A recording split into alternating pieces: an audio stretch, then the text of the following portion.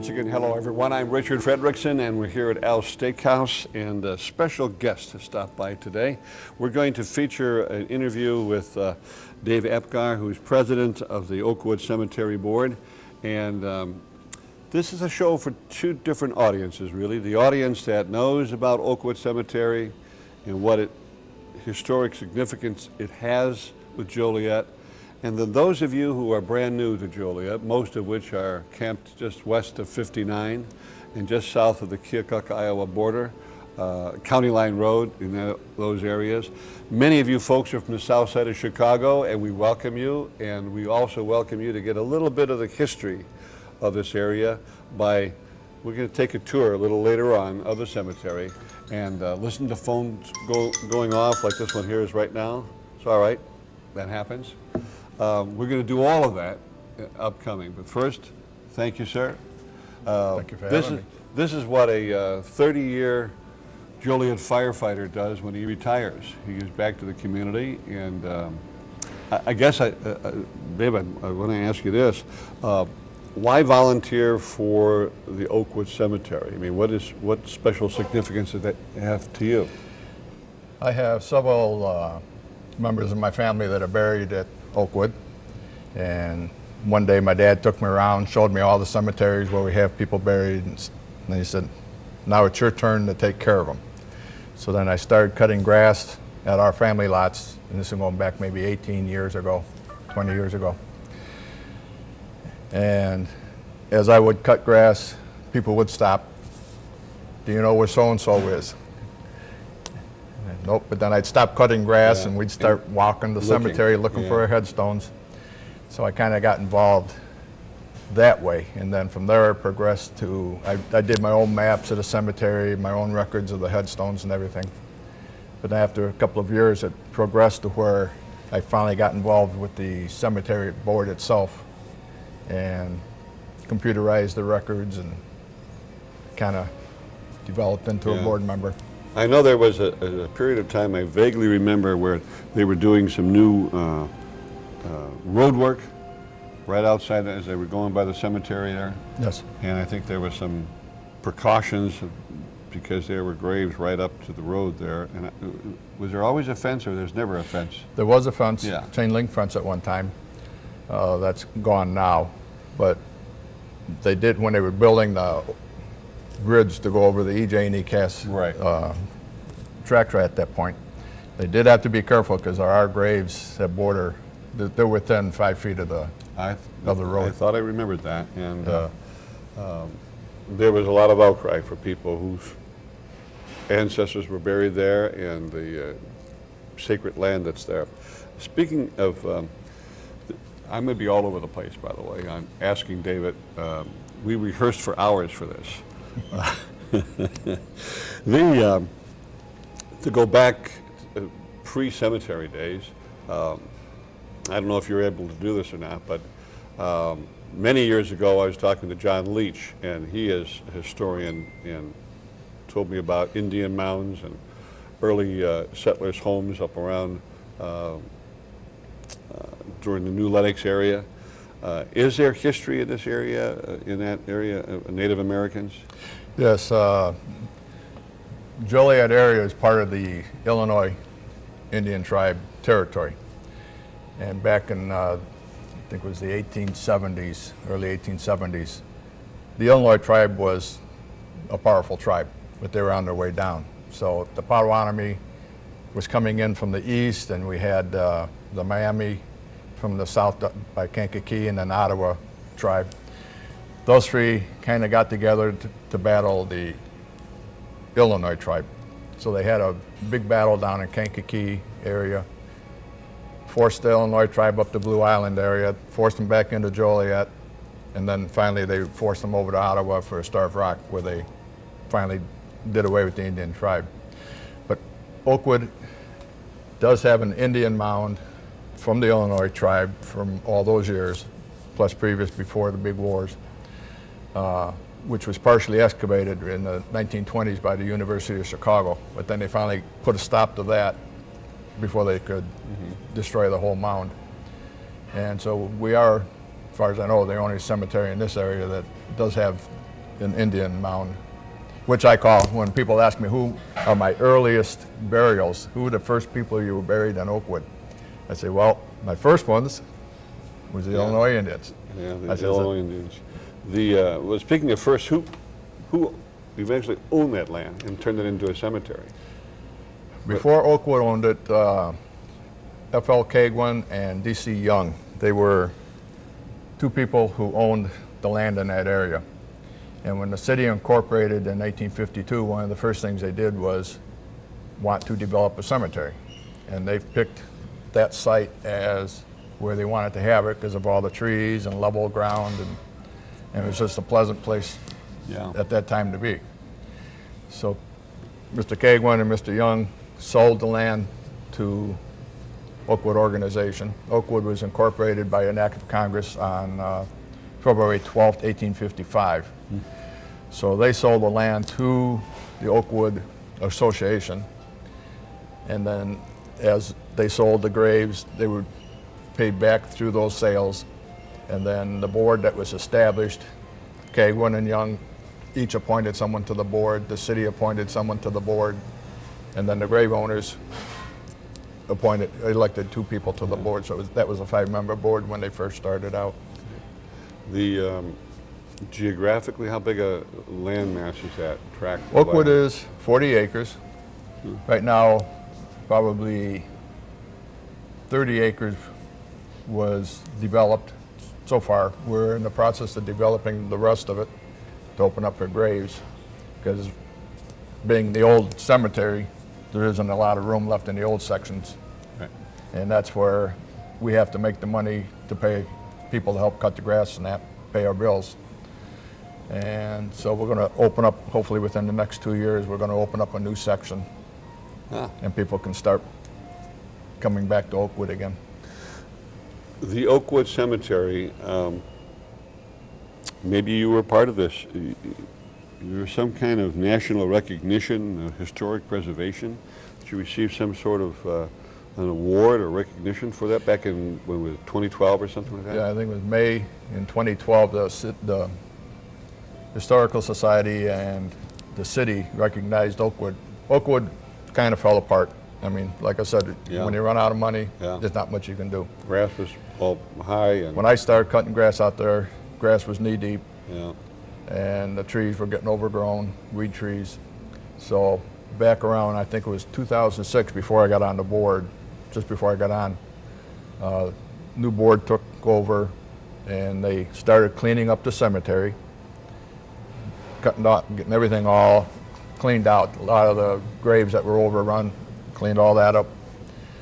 But because they basically brought Oakwood back to life, the city and the Historical Society did recognize Oakwood board at that time, and especially the volunteers, because at that time we worked with volunteers. And so in 2012 they recognized us for bringing Oakwood back and making it like it, hopefully, as good as it used to be. Yeah, it used to be. Well, you know, I think Joliet's had a history once they know about it, because I think the cemetery was just forgotten. But back, again, I don't remember the year, you might have it, way back, the people of Joliet dedicated an area, I believe, in that cemetery to soldiers and sailors. There's a memorial there somewhere? There's a memorial just inside the gates to the cemetery. It was erected by the citizens of Joliet in 1941, I believe, and dedicated by the Bartleson chapter for the sailors and men and servicemen that were in the Civil War. And then we use it now to dedicate for all military, but at the time it was built, it was for the Civil War. And every Memorial Day they have a reenactment where they come out. They put new flags up on the pole, put new flags for the Civil GAR, which is the Grand Army of the Republic soldiers, and do I think it's the 100th and the 11th or 10th infantry come out and do a salute, gun salute. And they do that every Memorial Day. Well, I know Dick Schuster is usually out there doing shoots out there. By the way, we are going to take a tour of the cemetery, so we're going to do that in just a little bit.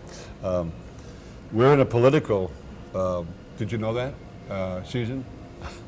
And there are a few politicians who are, I think it's the right word to use, elected officials, maybe that's the better word to use, that are Yes. buried out there.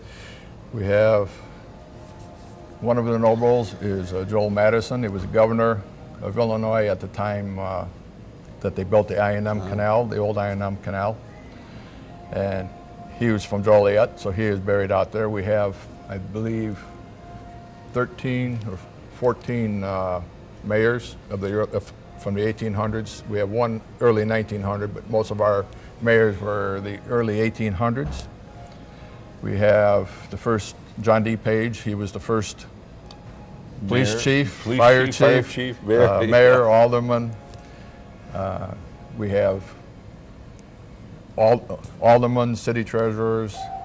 We have Sir William Van Horn, although not political. He built the Canadian Railway. Right, And businessman. he was up in Canada, and he built the Canadian Railway. He helped build Banff and Lake Louise. Well, that resort that's up there that Yes. people just, you know, it's just And he also awesome. helped build the Cuban Railway. Yeah. Oh, really? He was involved in that. He's buried there. In fact, there's a boulder from Canada, because it was stated at the time, from what I read, that because he lived in Canada then. So when he died in Canada and came back to Joliet, the city basically came to a stop because he was so well liked almost all over the world. Everybody knew him. Everybody stopped when the procession went by, and then the Canadian people sent a big boulder down from Canada as a memorial to him, and that's on his lot. And then the Queen knighted him for his service to the Canadian people. And so he is Sir William Van Horn and Lady Lucy, which is his wife. We have all kinds of businessmen. We have, Jacob Edgar Henry, he's out there. George Woodruff, I call him the first historian of Joliet. Yeah. We have hundreds of Masons. We have Oddfellows, Eastern Stars, Knights Templars, Knights of Pythias. We have A lot of almost history. everything that's there. Yeah. Shriners. Yeah. Everybody who is involved with anything is buried at Oakwood in the early days. It comes to mind that, fame is fleeting. You mentioned this gentleman where the city came to a stop and the Canadians brought the boulder over, and most of you, including me, wouldn't know this gentleman at all. The name doesn't ring a bell with me whatsoever. Right. But interned in the cemetery, whether it's a tombstone or whether it's what do you call the ones that are standing up? There's recognition of history. Every cemetery has this, or the older ones have it. And this one in Joliet is, I believe, a place where you should visit. I think it's a place where you go in there, park your car, and maybe on a weekend or something, take the kids with, take the grandchildren with, be respectful. But we're going to take you on this tour, and you're going to see what kind of a glimpse of what is available out there and what you're going to see. But it's history. It's your history. It's my history. It's the history of this area. A lot of famous people. I'm just going to go through a couple notes here for you, and then we're going to take our tour. Let me tell you what. Well, you have your involvement. You told me about that with your dad, and what prompted you? It was your family gravestones there that were overgrown, and you just cut that area. Well, how many years ago was that? That was a good 18, 20 years ago that I started. You're still with the fire department then? Were At you? that time I was, yeah. 30 years with the Joliet Fire Department, and retiring, and that's what I tell all of you retired folks out there. We need volunteers, whether it be at the cemetery board or working at the cemetery. There's a variety of agencies here in Joliet that are outreaching now for volunteers. So, if you're retired, please don't just stay home and watch that TV or just take care of the grandchildren. There's so much need out in that community for volunteers, and you'd be a perfect volunteer. So we're gonna take this tour, and we're gonna show people the cemetery, what you should see when you visit the cemetery, and then there's a new area opening up, so we're gonna have information for you at the end of the show. There's a phone number, I would imagine, they can call, or website. There's phone number is 815-729-3013, and that'll get you into our office. Well, I'm going to sit back here now, and you and I will take this tour. Let's do that right now. Hi, my name is Dave Apgar. I'm on the board of directors for Oakwood Cemetery, and today we want to give you a little look at Oakwood Cemetery, the oldest and most historic cemetery in the area. Right now we're in front of George Woodruff's memorial. As most know, he was one of the most famous historians of Joliet, so this would be a proper place to start, and we'll do a tour of the cemetery from here. But just to let you know, we have different people and groups that were in Oakwood. We have people from every war, from the Revolutionary War up into Vietnam conflict. We've got 225 GAR members, who is the Grand Army of the Republic. We have another 12 from the Civil War. All 237 were from the Civil War. We have 30 people from the Spanish-American War, 6 from the Mexican War, 180 from World War I, 1 from Korea, 60 from World War II, and 1 from Vietnam. We also have a lot of the different organizations that were predominant at that time. We have 194 Masons, 33 Knight Templars, 59 Order of the Eastern Star, 54 Oddfellows, 12 Knights of Pythias. We have 1 daughter of the American Revolution, 17 daughters of Rebecca, 1 Order of De Molay, 1 Salvation Army, 5 Modern Woodsmen. We also have firemen, policemen. We have the first policeman who was shot in the line of duty. We have 65 doctors. We have 44 reverends. We have pastors. And altogether, we have about 17,225 people, 250 people, and another 250 names of family members who were killed overseas during World War II were not brought back, but they're included on some of the family headstones. And we'll just get in. We have 14 of the first mayors that came to that were in Joliet at the time. Mostly businessmen that were here during the late 1800s. Oakwood was incorporated in 1855, February 12th, 1855. And just to give you a little history of that, this was a spot that was selected by the city of Joliet, the citizens of Joliet. And we have, as our first, what I call our first burials, we have an Indian mound that we can, from the Illinois Indian tribe.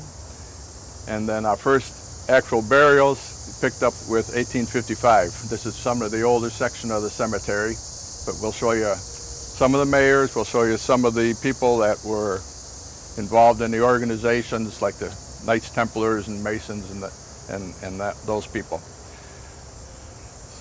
So I hope you enjoy the tour of Oakwood and sit back and relax. We're in the marsh lot, and a lot of people would remember F.E. Marsh School. Well, this is, right here is F.E. Marsh, as his grave.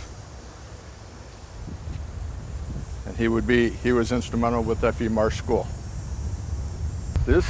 We're now at the John Cook grave. He was a private in the Revolutionary War. He's he was actually have documentation that he was in the Revolutionary War, and this would be his resting spot. We're now at the family lot for Elvis Harwood. His graves are to the right for him and his wife and family. Elvis was one of the mayors of Joliet. He was mayor from 1867 through 1869, 2 terms as mayor. Now we're at the family lot of Colonel Frederick Bartleson. He was one of the, in fact, I think he was the first person to sign up for the Civil War in Joliet and got a regiment. While he was in charge of the regiment, he was injured, a leg injury, had to come back. Recovered from that, went back into the war. Bartleson chapter was the chapter that dedicated our Civil War memorial that the citizens of Joliet built in 1914. And very leading Civil War veteran. Frederick Bartleson was born in Cincinnati, Ohio, November 10, 1833. He came to Joliet in 1855 and commenced to practice law. At age 22, he was elected state's attorney and held that position until 1860 when his term of office expired. When they fired upon Fort Sumter, Bartleson was the first to call for volunteers, and on April 17, 1861, Bartleson walked up to the table, put his name on the list and said, "I will not urge you to do what I am not unwilling to do myself. I propose to head this list." He was elected captain of the company of Will County Volunteers in the 20th Illinois Volunteer Infantry and entered the war, Civil War at that time. At the Battle of Shiloh, he was struck by a rebel bullet, which disabled his left arm, required its amputation. Despite his injury, he did not resign and retired from the active service. In September 1862, he accepted the position of colonel of the 100th Illinois Volunteer Infantry, which has just been raised in Will County, and went back into the war. Despite the loss of his arm and incarceration in Libby Prison, Colonel Bartleson refused to stay home, reported immediately for duty with the 100th Illinois, and arrived in time to participate in the Atlanta campaign. At the Battle of Kennesaw Mountain, June 23, 1864, he was killed in action. His body was returned to Joliet for interment and rests at this site.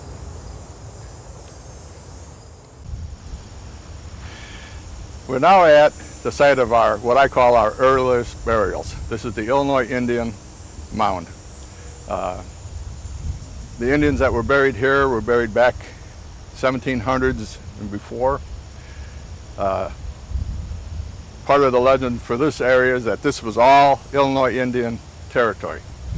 And Potawatomi from the east were moving in, so the Potawatomi from the east and the Miami and Kickapoo from the south by Kankakee, the Ottawas from the west, they all banded together against the Illinois. They had a big fight down in Kankakee area, drove the Illinois up to the Blue Island area, then they drove them into this area again, and then finally they drove them to Starved Rock, which then they finally ended the Illinois Indians. As you can see, the Indian mound isn't cut, it's left rough.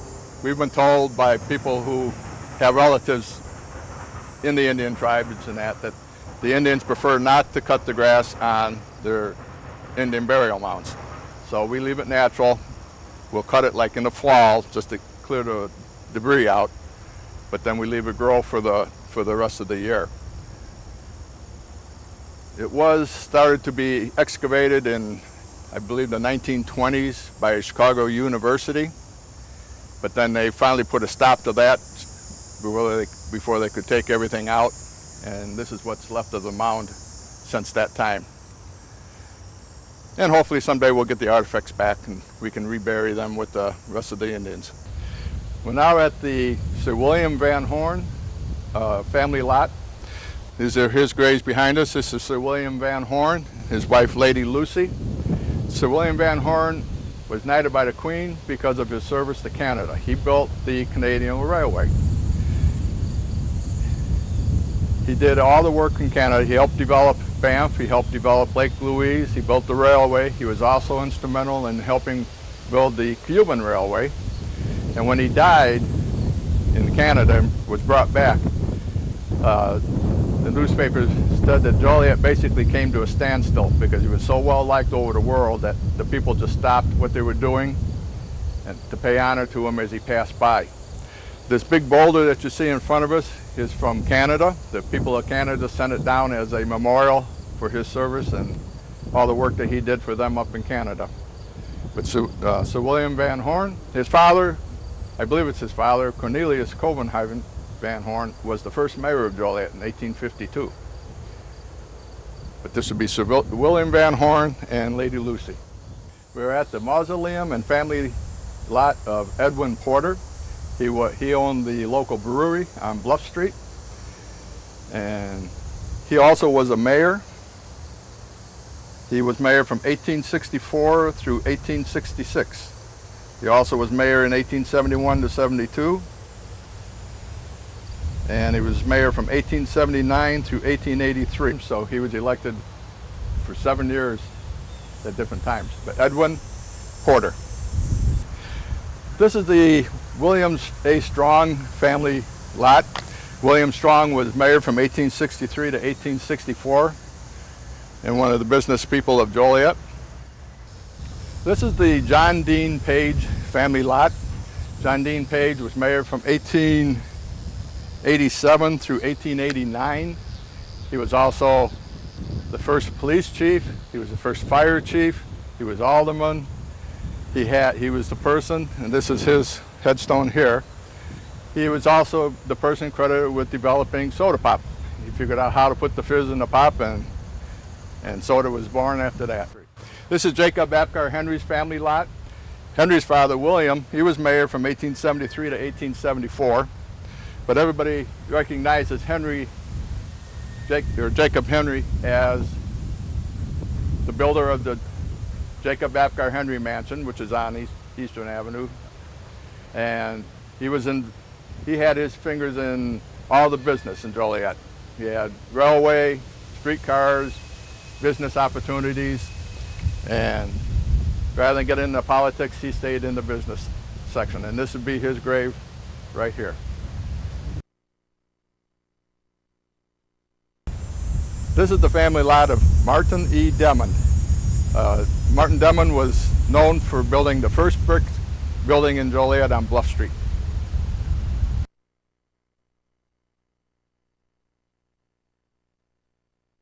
This is the family lot of Rodney S. Bowen. He was a major in the Civil War. He took over when Colonel Bartleson was killed. His regiment then fell to Major Bowen, and he finished the campaign. I'm not sure, but I believe he had an eye infection, and he died from the eye infection at the end of the war.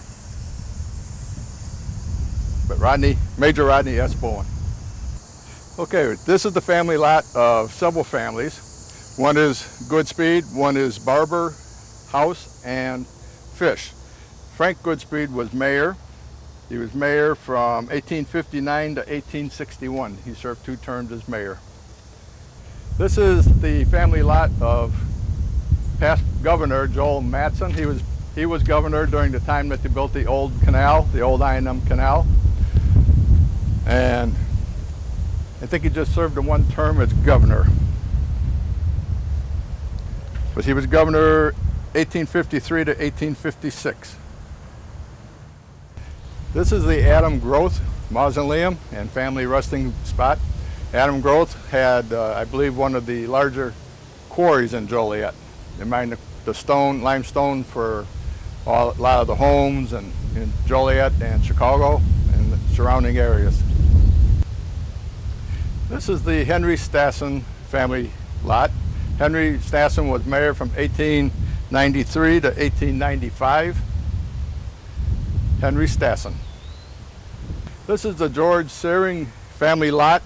As most know, George Searing had the large brewery on the west side of Joliet, and he donated a lot of stuff during Christmas to people and helped make sure the economy kept going. This is the resting spot of Colonel William Roberts. Before I tell you who he is, I just want to give you a little passage that refers to him. Half a league, half a league, half a league onward, all in the valley of death rode the 600. Corporal Roberts was one of the survivors of the charge of the Light Brigade with the 12th Lancers, the Prince of Wales Royal Lancers, and he is one of the survivors. This is our Civil War memorial. This was built by the citizens of Joliet in 1914, and it was dedicated by the Bartleson chapter, which we referred to with Colonel Bartleson previously. Every Memorial Day, the Bartleson chapter and the 10th and I think the 6th regiments come out. They'll honor the veterans that are buried here. We have 52 veterans buried here, Civil War veterans. 26 on the east side, 26 on the west side. And every Memorial Day, like I said, we'll come out, honor with new flags and with a gun salute for the veterans. This is the Hiram B. Scott family lot. Hiram B. Scott held one of the patents on barbed wire, and when he died, they stated that he was supposed to be one of the richest persons in the United States, if not the world. Hiram B. Scott. This is Oma S. Chesmer. She's a 10-year-old girl. She's been kind of made famous in the newspapers. She was killed by a streetcar accident, and everybody keeps asking where she's at in our cemetery, and this is her, Emma O. Chesmer.